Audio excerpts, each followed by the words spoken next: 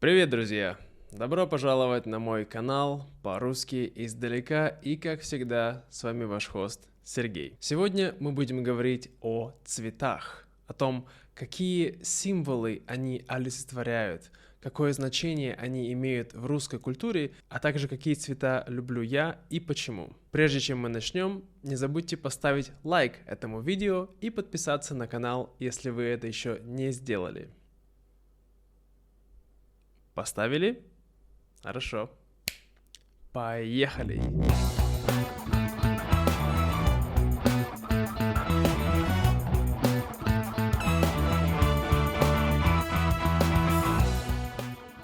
Итак, начнем с белого цвета. Белый цвет, как и во многих культурах, олицетворяет свободу, чистоту, невинность. Также это олицетворяет мир, то есть отсутствие войны, как и везде в мире. В традиционной одежде русских всегда присутствовал белый цвет, особенно у женщин. Если посмотреть на традиционные наряды, было очень много белого. И всегда хозяйка будет накрывать стол белой скатертью, когда приходят гости, чтобы ничего плохого они не оставили. Были даже такие боги, как Белобог. Он олицетворял светлые силы, поэтому люди всегда носили белое белье под одеждой и спали на белых простынях. Это защищало их от злых сил. Лично для меня я не очень люблю носить белый цвет, потому что я очень легко могу его замарать. Вот. Но иногда бывает у меня попадается белая футболка, но это очень крайне редкая вещь. Следующий цвет — черный цвет. Черный цвет, как вы могли догадаться, обычно олицетворяет все плохое, негативное. Однако у него есть и другое значение. Он олицетворяет землю, олицетворяет плодородие, женское начало, потому что земля — это то, откуда прорастает вся жизнь.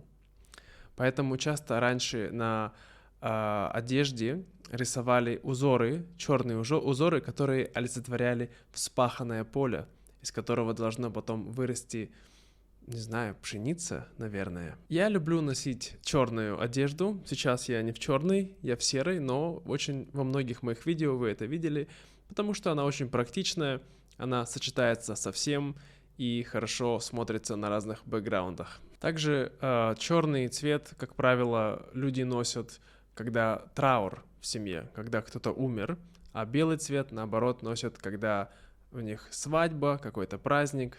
Вот, поэтому можно придерживаться таких правил обычно. Следующий цвет — это красный цвет. Красный цвет играет очень важную роль в русской культуре, потому что с древних времен у женщин часто были костюмы, которые были очень красные или красно-белые. Очень было много разных узоров, вышивок и тому подобное. И даже само слово «красный», возможно, происходит от слова «красивый» или «красивый» происходит от слова «красный». Что появилось первое, неизвестно мне. Но вообще у нас много таких было понятий, как «красное солнышко», «красная девица», да, то есть это все связано с тем, что красное олицетворяет жизнь, олицетворяет страсть и красоту. В красном очень много проявления женского начала, как я уже сказал. Например, был аленький цветочек, это олицетворение такой детской красоты.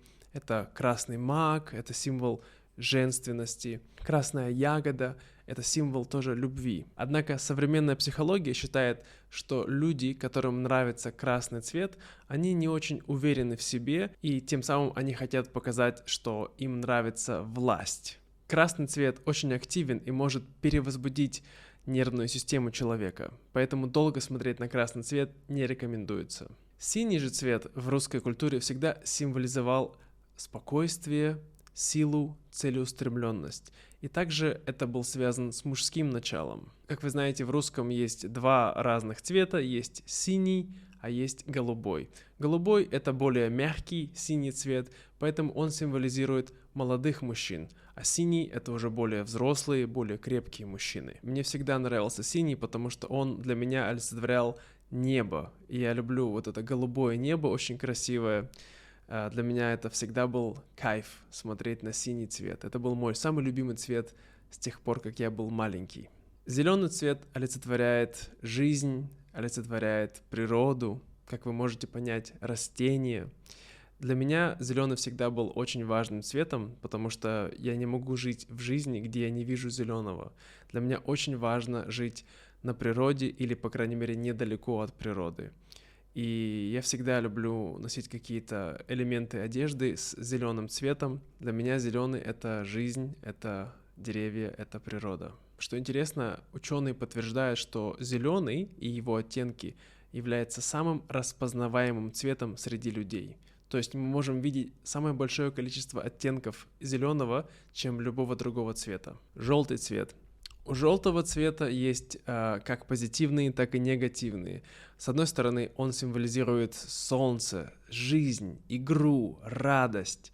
С другой стороны, он символизирует предательство, обман, какую-то неверность, да, что-то такое негативное, желтое. У нас есть желтая пресса, желтый дом, то есть это психиатрическая больница, желтые профсоюзы, это те, которые продажные. В средневековой Испании еретики носили желтую одежду. Мне кажется, носить желтый вот в плане ежедневной одежды это очень классно. Я всегда ношу желтый, когда я иду на улицу, когда у меня выходной. Это значит, сегодня я отдыхаю, я одел желтый цвет. Розовый символизирует юность, чистоту, нежность и непорочность. Как правило, я думаю, в большинстве стран розовый всегда ассоциируется с женщинами.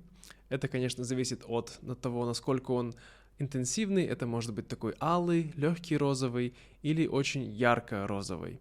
Но что интересно, когда я был подростком, у нас мужчины, мы тоже носили розовые рубашки, и это не считалось чем-то странным. Хотя раньше, я помню, люди могли подумать, что ты другой ориентации, если ты носишь розовый цвет. Потому что в России девушек, которые любят других девушек, называют розовыми, а мужчин, которые любят других мужчин, называют голубыми. В данный момент я не ношу розовый цвет, но я и не против этого. У меня, мне кажется, есть какие-то рубашки или какие-то майки розовые, но мне очень нравится, когда моя жена носит розовый цвет.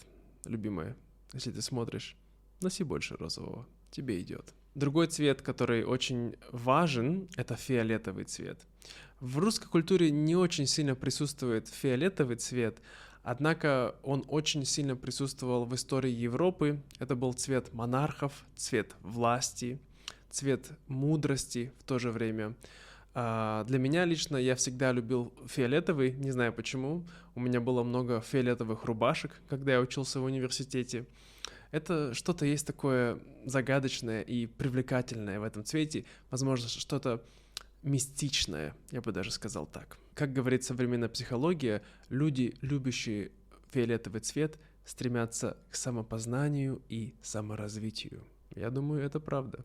Ну и последний цвет на сегодня — это оранжевый цвет. Оранжевый цвет похож на желтый цвет, но я думаю, он еще более позитивный, еще более чистый. Это такой цвет энергии, цвет жизни, цвет веселья. Вообще в русском языке у нас не очень много было оранжевого.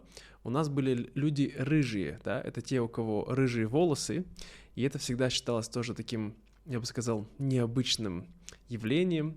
Мне всегда нравилось. Так как я очень позитивный и веселый человек, то я думаю, что мне он очень подходит. Хотя я бы не сказал, что очень подходит для моего цвета кожи. И когда я ношу оранжевую футболку, она не очень выглядит хорошо на мне, но мне нравится смотреть на оранжевый цвет на других людях, особенно на апельсинах. Это все на сегодня, друзья. Спасибо, что смотрели мое видео. Напишите, пожалуйста, в комментариях, какие цвета вам нравятся и что они для вас означают, а также какое значение этих цветов есть в вашей культуре. Поделитесь, нам будет очень интересно. А также хотел спасибо сказать всем моим патронам, особенно таким людям, как Джефф, Джош, Джоэл, Бирк и Лиз. Спасибо вам большое, друзья. Если вы также хотите поддержать меня на Патреоне, а это будет очень-очень классно, вы можете сделать это вот здесь. Там вы получите транскрипцию ко всем эпизодам и возможность участвовать в ежемесячных и даже еженедельных мероприятиях нашего канала. Спасибо, друзья, до скорого и пока-пока!